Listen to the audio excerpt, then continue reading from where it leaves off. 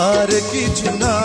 90 দশকের জনপ্রিয় চিত্রনায়িকা সোনিয়া সেলিব্রিটি শেফ শামীমের হাতের রান্না খেয়ে মুগ্ধ হয়েছেন। বৃহস্পতিবার যুক্তরাজ্যের নর্থহ্যাম্পটনের জনপ্রিয় রেস্টুরেন্ট আরামিন তাজে খাবার খান তিনি। এখানে ছিল দেশীয় খাবারই ছিল, খুব ভালো লেগেছে।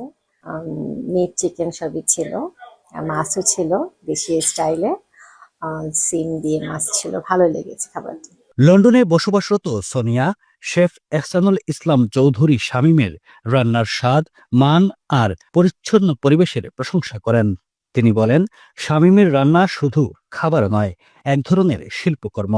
ব্রিটেনে এশিয়ান ফুড কালচারকে তিনি আরও এগিয়ে নিচ্ছেন। আজকে আমরা একটা রেস্টুরেন্টে দাওয়াতে এসেছিলাম, এখানে আমরা খেলাম সেলিব্রিটি শেফ শামীম চৌধুরী ভাইয়ের রান্না, খুব ভালো লাগলো, খুব সুস্বাদু ছিল খাবারটি। আশা করছি আপনার সবাই ভালো লাগবে। সোনিয়া আরও বলেন, এই প্রথম আরামিন তাজে এসেছি, খাবার ছিল অসাধারণ। সবাইকে এখানে এসে খাবার খাওয়ার আহ্বান জানাই।